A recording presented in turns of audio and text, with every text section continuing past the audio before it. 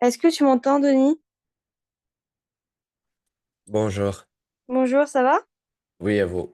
Oui, ça va très bien. Écoute, t'es prêt pour aujourd'hui? Du coup, tu voulais parler de tout ce qui est énonciation, c'est ça? Oui. Donc déjà, est-ce que tu as un cours et est-ce que tu pourrais me le donner si tu en as un déjà pour que je vois jusqu'à où tu as vu tout ça et de quoi on peut en parler, tout ça, au cas où. Non, on n'a pas un cours, on a juste fait des exercices. Ah, ok, ok, ça marche. Donc avant tout, est-ce que tu peux me dire pourquoi, pourquoi est-il important de comprendre du coup l'énonciation? Qu'est-ce que c'est l'énonciation pour toi?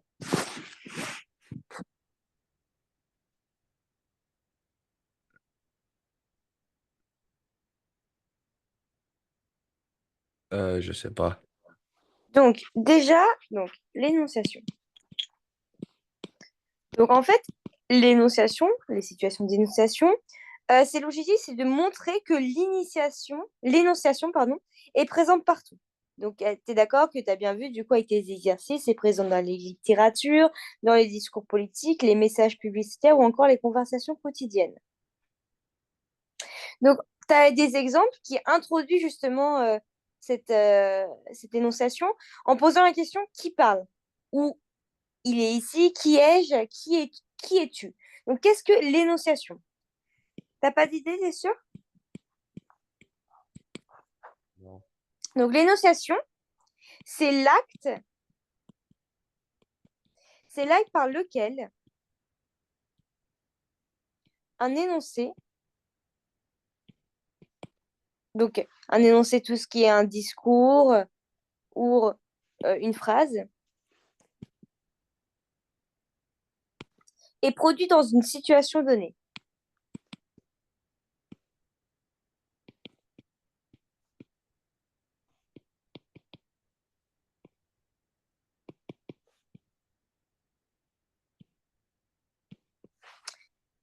Tu as des éléments fondamentaux de l'énonciation.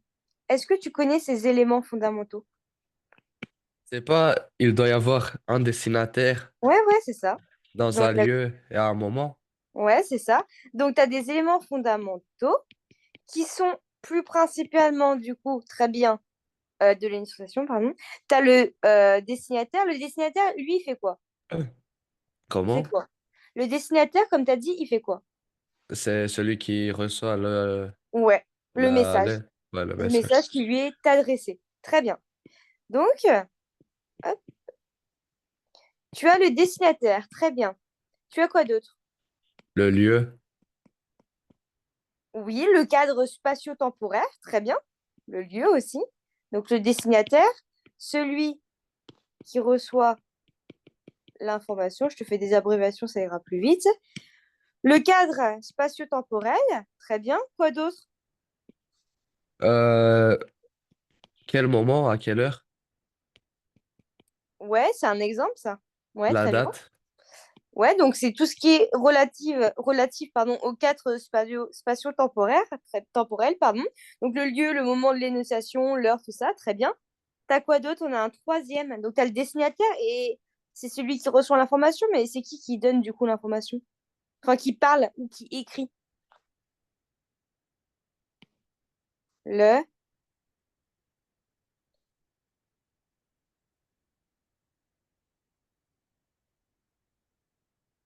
le locuteur.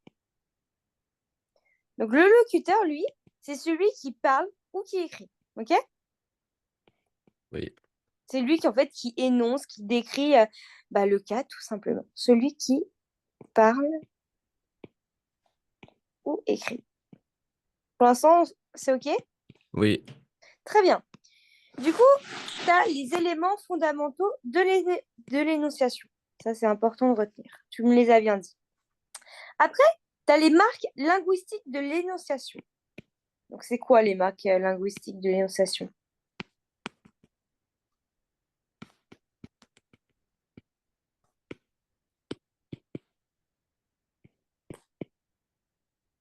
C'est quoi? Je sais pas.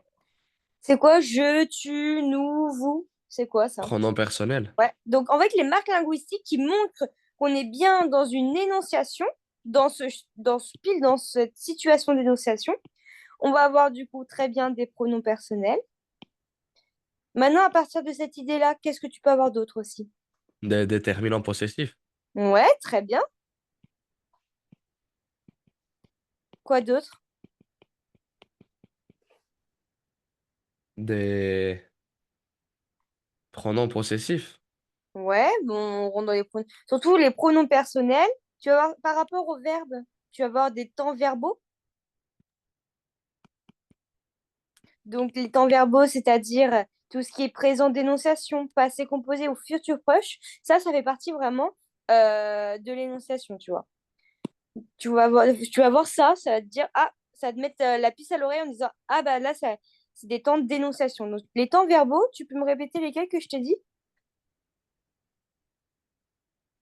Quand? Les temps verbaux. Les temps. Passé simple et imparfait. Tu as le présent d'énonciation qui énonce le lieu, tout ça. Tu vas avoir aussi le passé composé et le futur proche. Pour l'énonciation, hein. Je suis d'accord aussi, il peut avoir le passé simple. Après, tu as aussi un autre truc. Tu l'as dit avec le quand, tout ça. C'est des...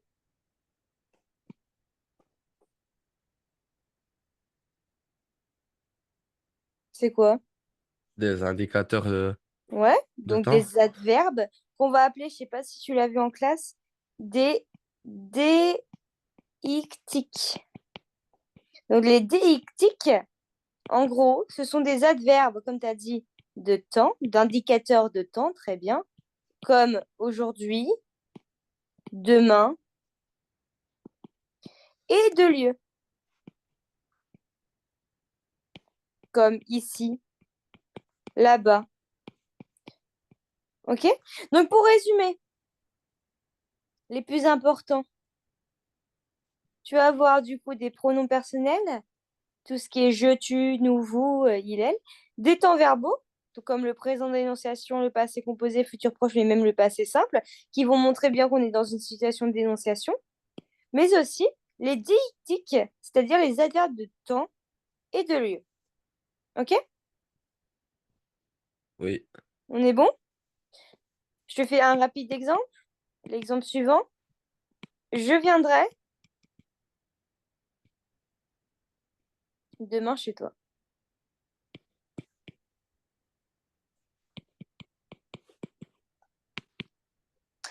Donc là, tu vas analyser rapidement l'ensemble des pronoms, des temps verbal et déictiques, rapidement pour voir si on est bien dans un discours, dans une phrase d'énonciation. Ok. Les pronoms personnels sont je et toi. Je, oui. Et toi, tu. Pronom personnel, c'est je, tu, il, nous, vous, il, hein. Donc toi, c'est pas Ah oui. vraiment un pronom personnel, mais je vois ce que je veux dire. Mais principalement indicateur de temps, avec le pronom personnel je. Très bien. Donc là, on a un pronom personnel. Ok. Maintenant, quoi d'autre? Les déictiques. Ouais, Déictiques sont demain. très bien. Donc c'est un adverbe de temps. Très bien. Autre chose? Le destinateur, c'est toi. Oui, très bien. Et le verbe, le temps verbal, c'est viendrait. Viendrait, c'est ça. C'est pas sans S parce que c'est demain. Très bien. J'ai fait exprès faire une petite faute pour voir si tu avais. Très bien. C'est ça. Et du coup, c'est quoi le temps verbaux? Futur proche. Très bien. Bon, bah, c'est parfait, tu as bien compris. Et t'es pas tombé dans le piège. Très bien. Donc là, en fait, tout nous montre qu'on est bien dans une situation d'énonciation. OK? Oui. Très bien. On continue. Donc après, tu vas avoir des marques de l'énonciation dans différents types de textes. Donc là, maintenant, on va s'intéresser au texte. Hop. On va s'arrêter. Donc, les marques de l'énonciation.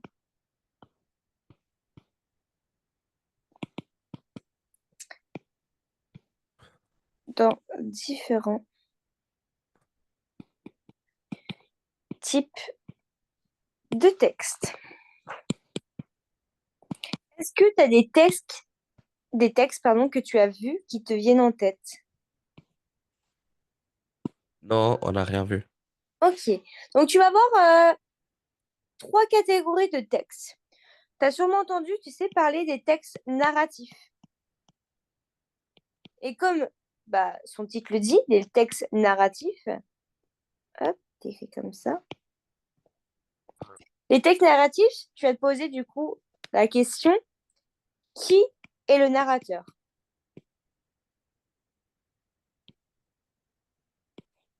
Si c'est interne, externe, omission. Et tu vas voir aussi des marques de subjectivité du narrateur. Tu vas avoir des jugements, un point de vue, tu vois. Est-ce que tu comprends?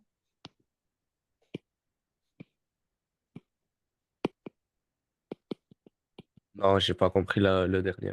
Ok. Donc en fait, quand on parle de subjectivité, le narrateur, en fait, il va émettre un jugement, un point de vue dans son écriture. Au lieu de juste écrire et énoncer les faits, il va apporter aussi sa petite pointe personnelle, quoi. Il va apporter son petit jugement, son petit point de vue, ses idées, ses pensées. Donc là, on va parler de pensée, de subjectivité du narrateur.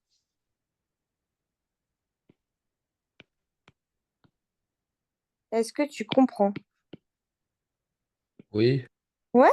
Donc en gros, s'il commence à critiquer, à juger, à prendre du recul sur la situation et mettre des points de vue sur ce qu'il pense lui, là, on va parler d'un texte narratif. ok. OK? Donc, Oui, point de vue, ses pensées sont mises en avant,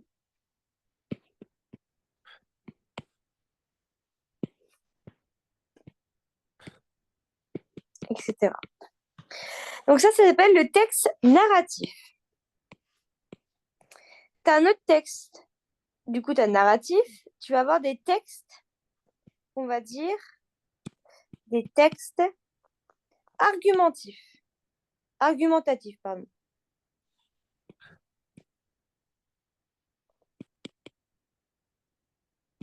C'est quoi les textes argumentatifs selon toi, même si tu sais pas forcément? oui, il y a des arguments. Oui, très bien. Donc, ils vont tout le temps utiliser du coup des arguments, très bien. Ils vont utiliser justement des arguments avec des pronoms personnels pour impliquer le locuteur. Donc, ils vont utiliser l'utilisation de je, souvent, ou de nous, pour s'inclure et pour impliquer le locuteur. Ça, c'est important. Impliquer le locuteur. Ok, tu me suis pour l'instant?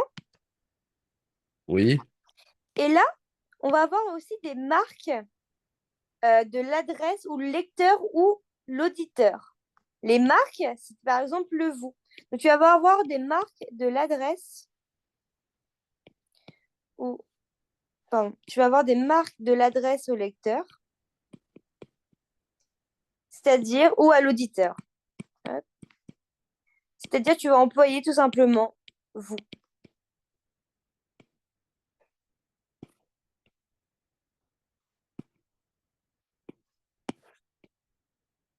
avec vous. Il va nous inclure en fait. Il va nous inclure dans le texte d'énonciation en nous adressant directement, en s'adressant directement à nous. Il s'adresse directement à nous, lecteurs, avec justement le pronom personnel vous. Ok? T'as compris? oui. Et finalement, tu vas avoir un texte qu'on va appeler euh, dialoguer. Donc pour toi, quand on parle de ça, ça veut dire quoi?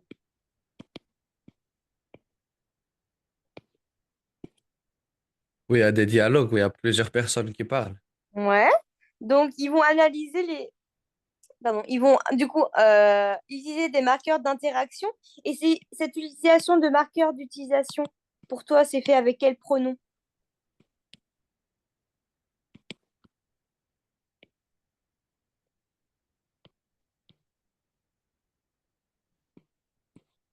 Comment on fait pour interagir avec quelqu'un?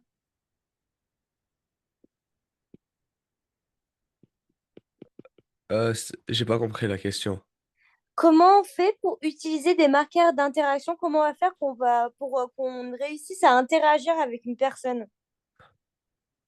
On va utiliser quoi comme pronom personnel? Toi ou vous? Ouais, Tu? tu ou vous, très bien. Et même, tu vois, Denis, on va des fois utiliser même l'impératif. Tu te rappelles ce que c'est l'impératif? Oui. C'est quoi? C'est quand on donne un ordre à Très bien, quelqu'un? très bien.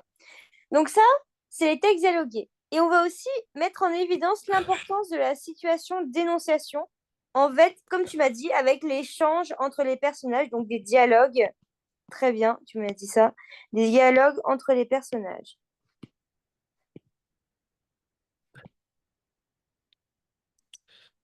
qui vont montrer l'importance de la situation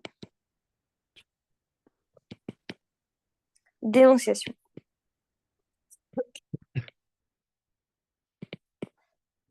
Est-ce que c'est bon pour toi?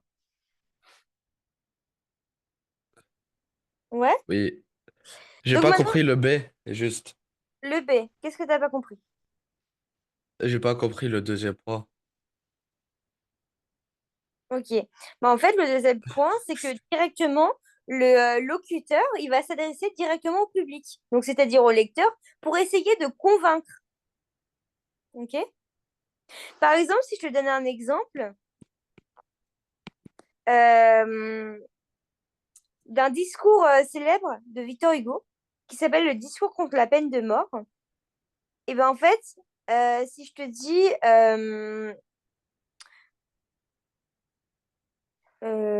attends, qu'est-ce que je peux te montrer comme argument?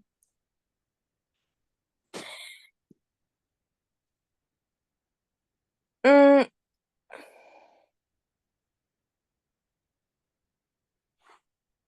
Bah, par exemple, si il décrit l'histoire, je sais pas, d'une fille qui travaille pas à l'école et tout d'un coup, il va en fait interroger le lecteur et lui montrer justement que sa pensée est bonne, mais aussi il va t'adresser directement la parole pour montrer justement, pour t'impliquer plus encore dans l'histoire et te faire comme si tu étais dans l'histoire et non une personne en retrait à l'extérieur pour regarder la scène, tu vois. Il va t'inclure dans l'histoire. Il va s'adresser directement à toi.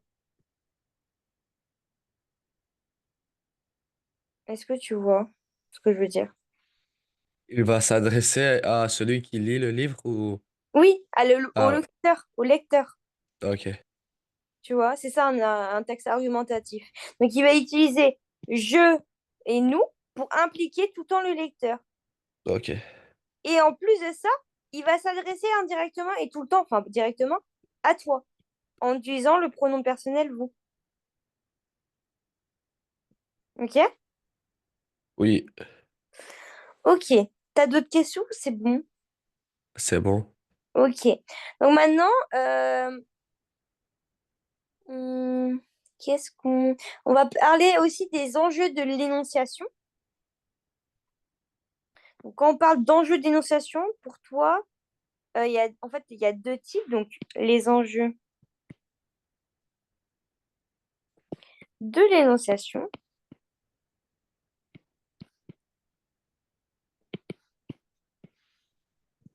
Donc, les enjeux de l'énonciation, déjà en littérature.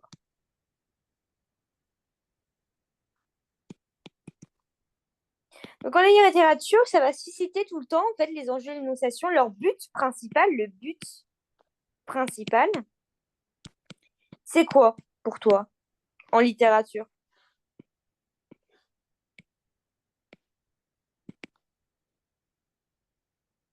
Le but principal de... Ouais, il y a deux grands trucs.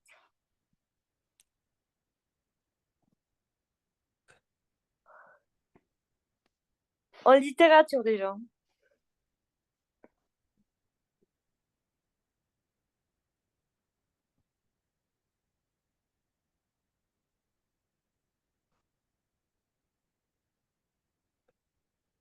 C'est pas communiquer un message au Ouais, donc au lecteur. message, ouais, une réflexion, mais aussi pour susciter quoi souvent? Donc susciter un message, une réflexion, très bien. Susciter une réflexion, mais aussi souvent, tu le verras dans la littérature, c'est pour susciter une émotion ou une émotion. Justement, plus il y a d'émotions, plus il y a de sentiments qui viennent du lecteur, et du coup, plus il va s'immiscer dans l'histoire plus facilement. Ok? Oui. Donc, tu as ça en premier, et tu as quoi d'autre, du coup?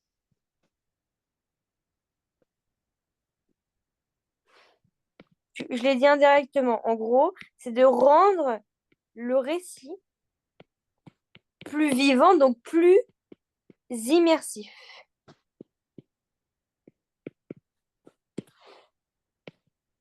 Donc, le narrateur, voilà, ou plus, justement, donc plus immersif ou plus neutre.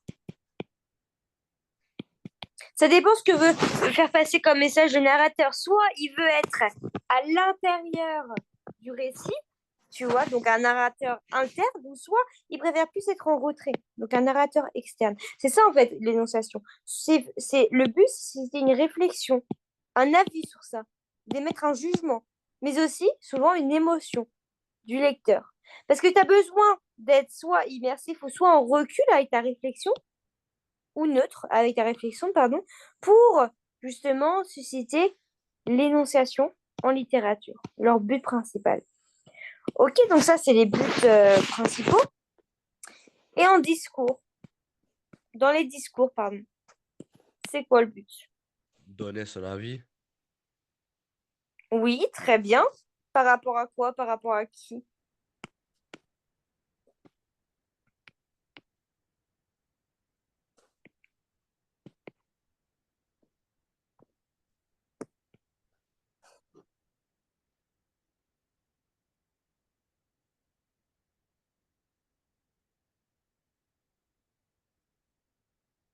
Les personnes qui l'écoutent. Ouais, bah oui, tout simplement. Du coup, c'est de convaincre en s'adressant directement au public. Très bien. Donc, ça va être plus, par exemple, un exemple, hein, un discours politique, tu vois.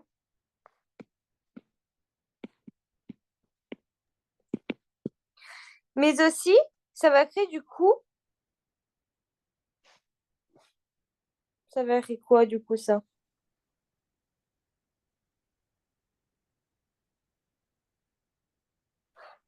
Ça va créer du coup une connivence secrète. C'est quoi une connivence?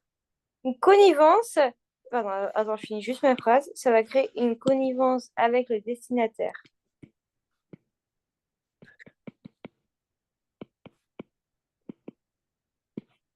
Par exemple, les pubs. Donc une connivence, c'est quoi? Son but, si tu veux des synonymes, c'est une attente, pardon, une entente secrète.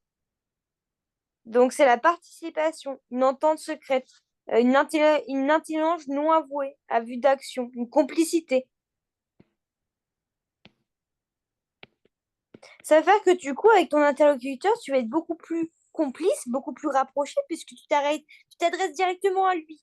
Donc, logiquement, il va se sentir un peu, pas privilégié, mais il y aura quelque chose de derrière. Donc, une entente secrète, une complicité qui va se créer, tu vois.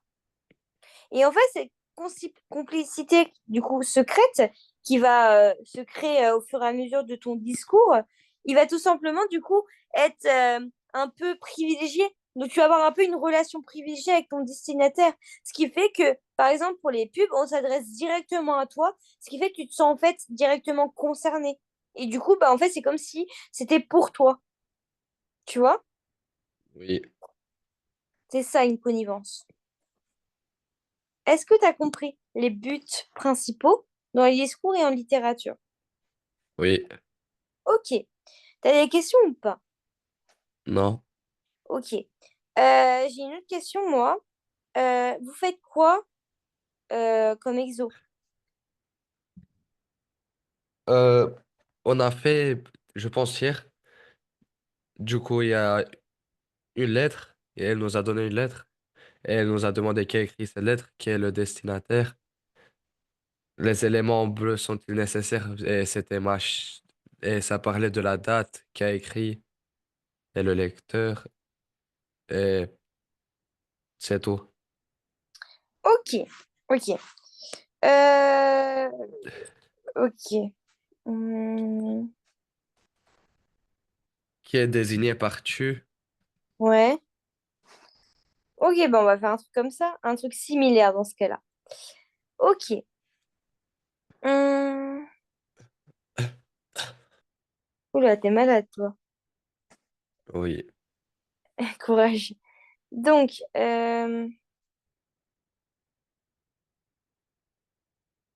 ok, on va faire un pareil par rapport à une analyse. Hop. Là, à un moment, tu vois plus mon écran. On oui, est d'accord? Ah, du coup, attends, je vais chercher juste un texte.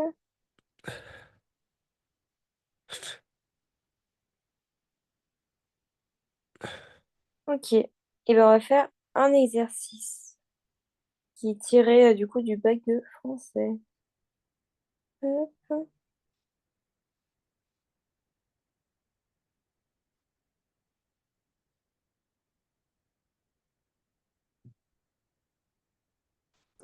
Est-ce que j'ai moyen? Non. Je me dépêche.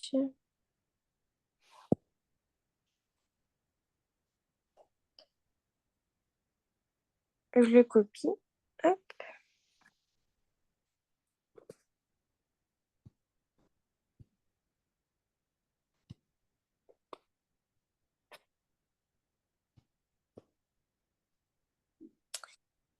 Alors, est-ce que tu vois mon écran normalement? Ça va pas tarder. Hop.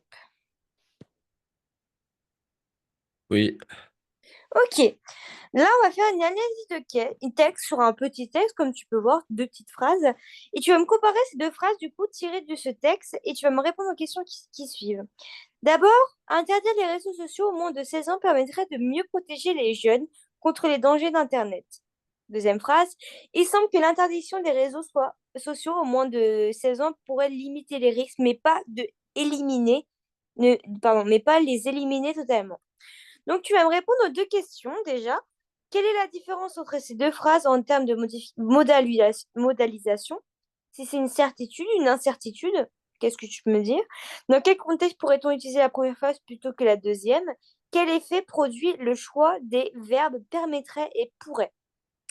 Prends ton temps et après on va commencer à, à choisir la question A, à répondre à la question A. OK? Et après, on va produire un rapide texte écrit où je vais te guider, tout ça. On va utiliser des pronoms personnels, des adverbes, des modélisateurs, tout ça. OK? oui. Allez, prends ton temps.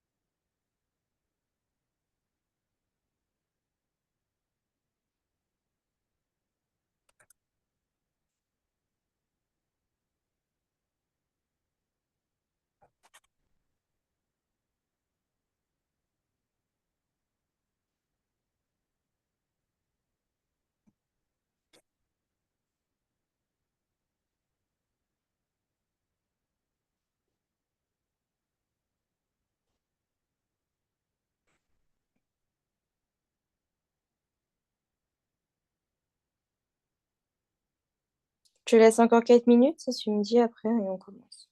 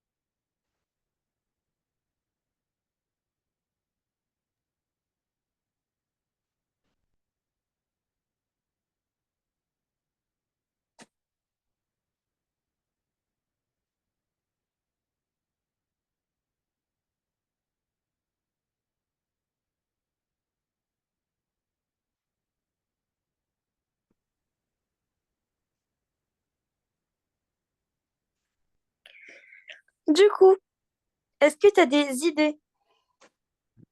Ouais, je pense. Ouais, donc quelle est la différence entre ces deux phrases en termes de modalisation? Bah, la première, je pense que c'est 100% sûr que c'est vrai. Et la deuxième, elle est incertaine. Elle ne sait pas Très si bien. ça pourrait vraiment marcher. Là, je suis tout à fait d'accord avec toi. Juste, moi, ce qui me manque, c'est juste plus de justification. Tu vois ce que je veux dire ou pas? Oui. Donc, la première, on revoit d'abord interdire les réseaux sociaux aux moins de 16 ans permettrait de mieux protéger les jeunes contre les dangers d'Internet. Donc là, très bien, ça exprime du coup une certitude. Une certitude, comme ils le disent. Très bien. Et du coup, qu'est-ce qui te montre que c'est une certitude? Avec quelle utilisation dans cette phrase-là, dans la première, qui montre que là, vraiment, ça montre une certitude. Euh, Tu te rappelles ou pas? Là, on avait mis là, ça. Donc, soit tu as des pronoms personnels, des temps verbaux ou des déictiques. Donc, c'est à partir de ça, en fait, je veux ma justification. Donc, dis-moi.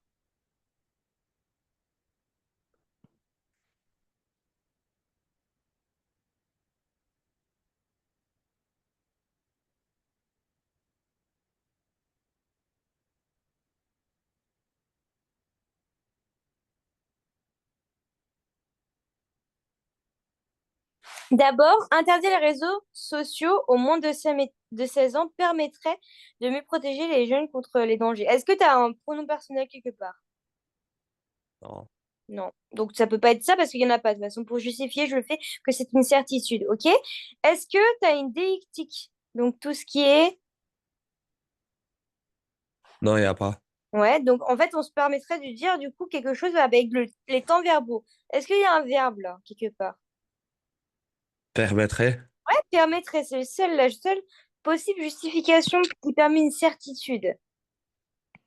Donc, ah, je mets entre guillemets permettrait. Et du coup, permettrait pour toi, ça veut dire quoi ça? Bah, que c'est 100% sûr que Ouais, ça peut donc marcher. très bien. Ça laisse entendre que cette mesure, elle pourrait être très efficace. Très efficace, mais sans inclure totalement une réserve. Très bien.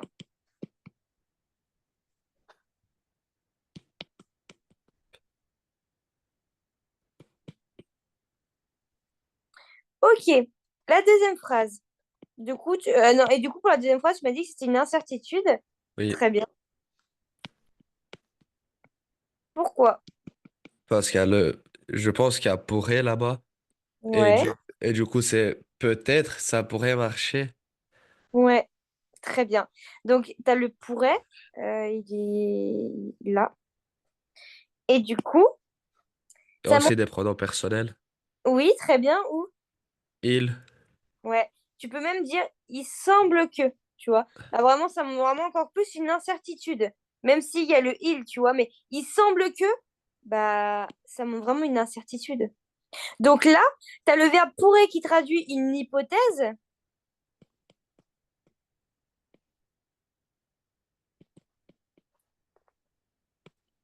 qui traduit une hypothèse, une éventualité, tu vois.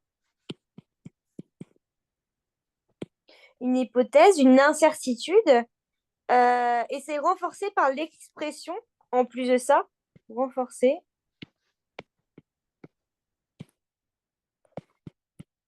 par l'expression il semble que, avec le pronom personnel il. Très bien. Ok. Qui signale du coup une prudence, tu vois, une affirmation. Et en plus, c'est encore plus accentué par le mais pas les éliminer totalement, qui renforce encore plus l'incertitude, la nuance encore davantage l'efficacité de cette mesure. C'est très bien, Denis.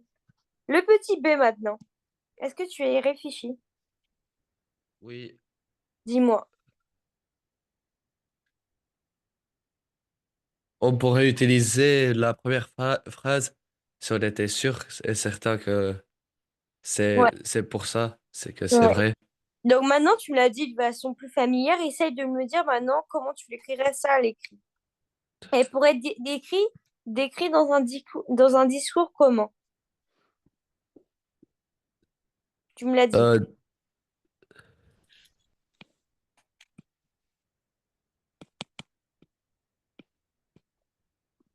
Dis-moi.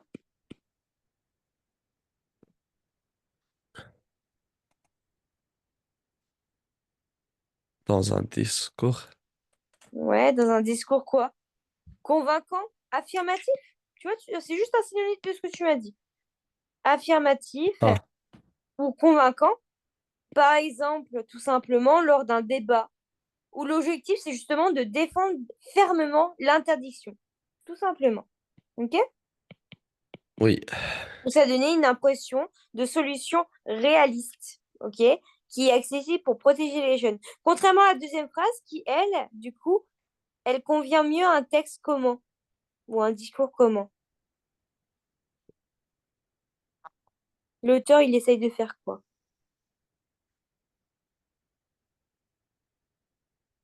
donner son avis, de Ouais, donc dire,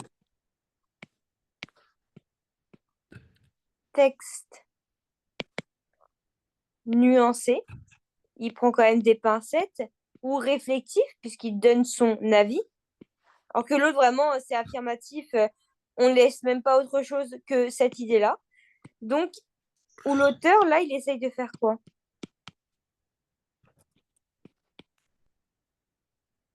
Il veut explorer quoi?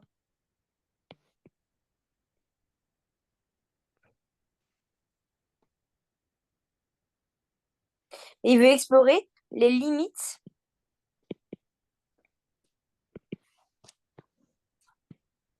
de la mesure, sans prendre une position catégorique. Beaucoup plus de recul dans le deuxième texte que dans la première phrase. OK? oui,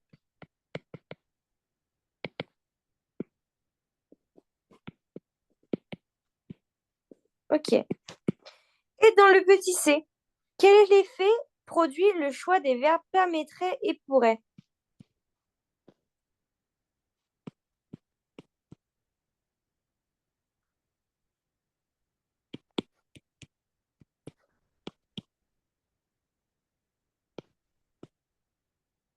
pour toi? Tu peux relire la permettrait, phrase. c'est une certitude. On n'a pas déjà fait ça dans le A. Ouais. Donc, c'est inspirer une certaine confiance, une certitude, parce qu'en fait, il y a le conditionnel, puisqu'il reste le conditionnel. Du coup, ce verbe, il va traduire une perspective plus affirmée. Il va se diriger, tu vois, dans cette idée-là, suggérant du coup une interdiction. C'est la seule solution plausible. Donc, avec l'emploi du conditionnel, on va essayer de traduire une perspective plus affirmée, suggérant interdiction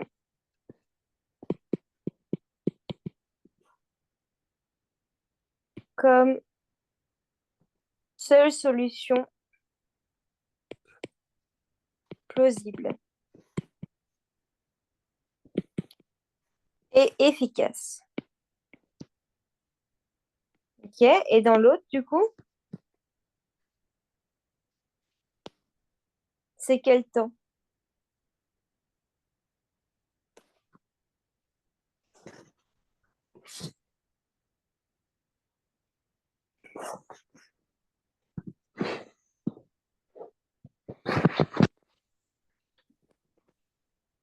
Aussi le conditionnel Ouais. et le présent. Ouais. Du coup, quand on dit il pourrait, ça fait quoi? Ça fait justement une incertitude. Là, on sent bien l'incertitude. Il pourrait, mais il le fait pas pour l'instant, tu vois. Donc, c'est une incertitude beaucoup plus forte que l'autre avant, qui va être évoquée du coup quoi?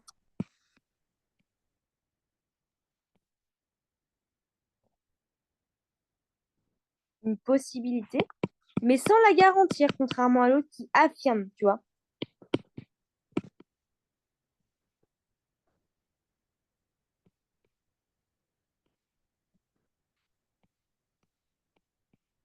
Est-ce que tu comprends, Denis? Euh, oui. Parce que là, le verbe pourrait, il pourrait. Là, on met, il semble que, qui pourrait limiter les risques. Ouais, ok, tu affirmes quelque chose, mais il y a quand même une certaine incertitude, tu vois. Il évoque une possibilité, mais il la garantit pas. Une hypothèse. Alors que l'autre, il affirme ce qu'il dit, il le dit, il l'affirme. Il n'y a pas de possibilité ou d'autres erreurs possibles. Non. Parce qu'il y a le verbe conditionnel et en même temps, d'abord, interdire, interdire. Tu vois, il n'y a pas vraiment. Il pourrait que, il semble que. Là, on voit bien qu'il semble que, mais pas les éliminer totalement, tu vois. Il, il affirme pas sa totale décision, sa totale pensée, contrairement à la première phrase. Est-ce que tu comprends? Donc, en fait, quand on va te demander de justifier tout ça, il faudrait avoir ce raisonnement-là. OK? Oui. Donc là, on va faire un rapide second texte euh, où je t'avais dit, tu sais, on va essayer de faire la production écrite, guidée. Je t'envoie un texte.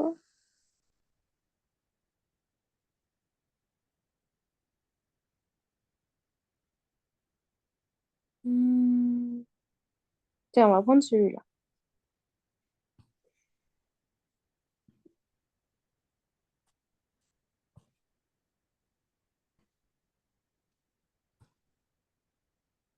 Pareil, c'est sur les exos sur les réseaux sociaux, pardon.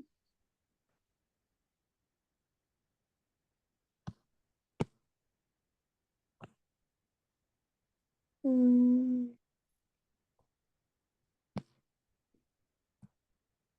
Donc là, c'est l'exercice 5.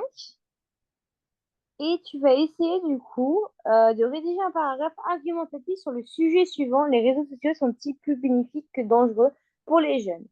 Donc là, regarde, il nous reste 15 minutes. Donc la contrainte, il faut que tu utilises au moins deux pronoms personnels. Je, nous, il. Un adverbe de temps ou de lieu. Ici, par exemple, aujourd'hui. Un modalisateur, peut-être, sûrement. Et après, votre paragraphe, il doit contenir une thèse, un argument et un exemple. Je t'aide avec une idée de départ. Il est vrai que raisonner, hein, c'est l'idée de base. Et à partir de ça, tu dois me construire un texte. Est-ce que tu as compris la consigne? Et si on n'a pas le temps, c'est pas grave, je te montrerai un exemple. et tu me montreras la semaine suivante ton texte. Ça te va? Ok. Mais du coup, euh, j'ai pas compris, je dois écrire un paragraphe sur quoi? Ah, le sujet, oui, c'est bon, j'ai les Ouais. réseaux sociaux.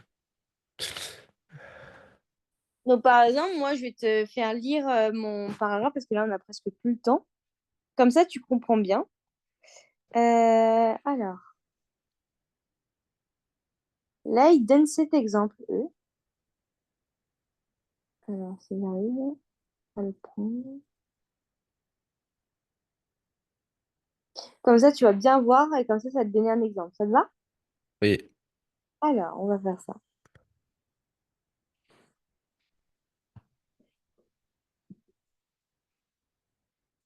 Toujours, je mets entre guillemets. Pourquoi? Parce que c'est un texte d'initiation. Alors, hop, mince, tu vois pas. J'ai arrêté.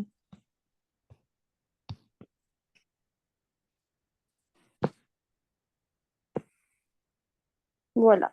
Donc ça, c'est l'exemple par rapport à...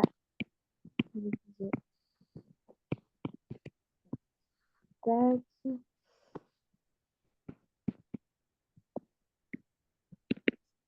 Donc, pour t'aider, donc on a le texte de départ. Je pense que les réseaux sociaux offrent aujourd'hui de nombreux avantages. euh, Ah oui. Donc là, c'est mon texte qui répond du coup avec le fait qu'il faut des pronoms personnels je, il, nous, des adverbes, donc là j'ai utilisé aujourd'hui, et un modélisateur, donc peut-être. Et ça contient une thèse, parce que les réseaux sociaux ils sont avantagés mais présentent des risques. Un argument tout le temps et un exemple. Ok? Donc ton texte, il devrait avoir aussi une thèse. Une thèse, c'est quoi? Bah, c'est tout ce qui est une possibilité. Tu te poses une question, un argument pour répondre à cette thèse, à cette hypothèse, et un exemple. Ok? Donc, je pense que les réseaux sociaux offrent aujourd'hui de nombreux avantages aux jeunes, bien qu'ils ne soient pas exempts de danger. En effet, ces plateformes permettent de rester connectés avec des amis et d'élargir leurs horizons en accédant à des contenus éducatifs ou culturels. Par exemple, ils peuvent suivre des cours en ligne ou s'inspirer de créateurs partageant des idées innovantes. Cependant, ils présentent aussi des risques, comme le cyberharcèlement, qui touche malheureusement beaucoup d'adolescents. Nous devons peut-être encourager une utilisation responsable plutôt que de condamner ces outils, car ils sont devenus un élément essentiel de leur quotidien. Donc là, tu vois bien, tu vois même très bien que déjà, dis-moi où sont les pronoms personnels, rapidement quelques-uns. je, Où ça? Ouais, là, ouais. Où ça? i, oui, il, même Ouais. ligne.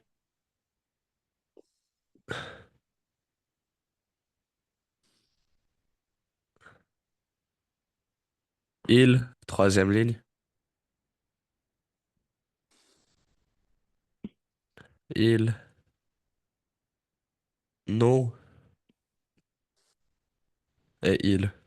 Très bien. Donc ça, c'est tout ce qui est pronom personnel. Donc bah, la consigne, une partie de la consigne est respectée. Très bien. Maintenant, dis-moi où sont les adverbes de temps ou de lieu.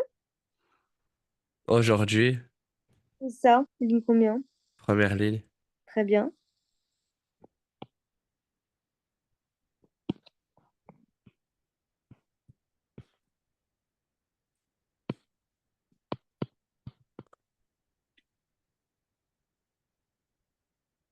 Il n'y a que ça normalement.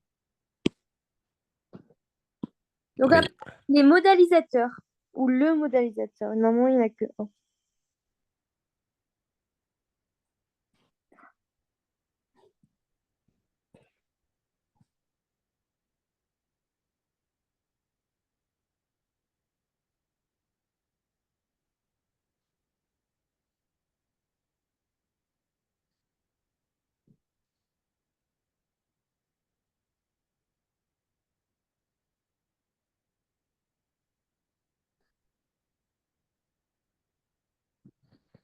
Regarde, il est là. Peut-être. Il modalise. Il se pose la question. Et maintenant, tu peux me dire où que se contient la thèse, l'argument et l'exemple. La thèse, elle est où?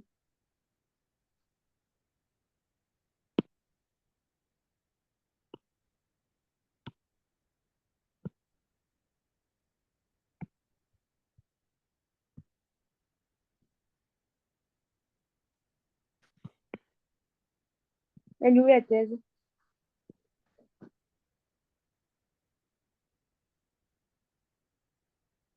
Euh,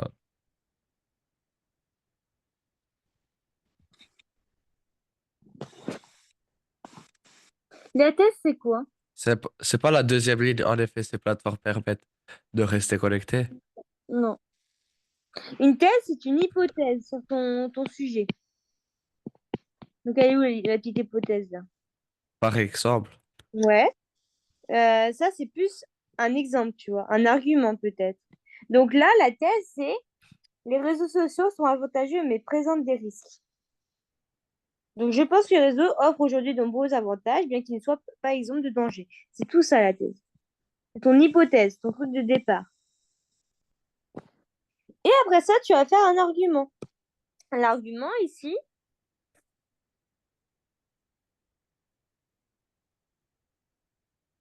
bah, c'est celle-là, tout simplement. C'est celle qui suit. Et après, tu vas voir ton exemple. Par exemple, qui est bien dit, tu vois là. Par exemple, ils peuvent, hein, rien. Et après, tu fais une antithèse parce que tu vas utiliser le cependant, cependant qui est une antithèse, parce que là, il énonce les plus au début, et là, ça va être les moins, trucs négatifs. Il présente aussi des risques comme le cyberharcèlement qui touche malheureusement beaucoup d'adolescents. Nous devons peut-être encourager une... Voilà. Donc là, tac. Et après, tu as ta petite conclusion. Et du coup, thèse, c'est une hypothèse, c'est pas une affirmation ou quelque chose comme ça. De quoi? Une thèse. Une thèse? Oui. Pour toi, c'est une affirmation? Bah là, c'est une affirmation sur le texte, mais on évoque une idée. Une thèse, c'est où tu évoques l'idée principale ou l'opinion que l'on défend dans un texte argumentatif. Donc, elle répond toujours à la question ou au problème posé. Est-ce que tu vois? Le problème, c'est est-ce que les réseaux sociaux, c'est bon ou pas pour les jeunes? Donc, l'hypothèse, c'est se dire, elle répond tout le temps à l'idée principale. Est-ce que, bah, est-ce que c'est bien ou pas pour les jeunes de moins de 16 ans? Ou à l'opinion qu'on défend dans un texte argumentatif et elle répond tout le temps à une question ou un problème posé et sert de point de départ pour construire une argumentation. C'est le point de départ pour après bah, argumenter, faire un exemple et une antithèse. L'inverse, du coup, de ce qui répond à l'idée principale. Donc là, au début, on a fait le positif et bah, après, on va faire le négatif. Est-ce que tu comprends? Oui. Donc, pour l'exemple des réseaux sociaux, les réseaux sociaux sont-ils plus bénéfiques ou dangereux pour les jeunes? Tu as la thèse favorable, l'idée principale favorable, les réseaux sont bénéfiques, même si c'est dangereux. Et la thèse opposée, donc on va appeler ça l'antithèse, donc l'idée contraire, les réseaux sont plus dangereux que bénéfiques pour les jeunes car ils exposent à des risques comme le cyberharcèlement et la dépendance. Tu vois? C'est ça une thèse. Oui. Ok? Est-ce que tu as des Ok. questions?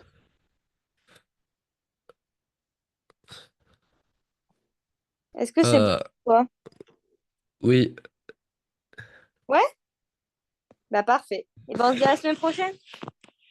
À la semaine prochaine. Est-ce que vous pouvez envoyer les feuilles? Oui, oui, de toute façon, j'envoie toujours sur le groupe. Ah, ok. Tu sais, je t'envoie toujours à chaque fois. Allez, Merci. Au revoir. au revoir.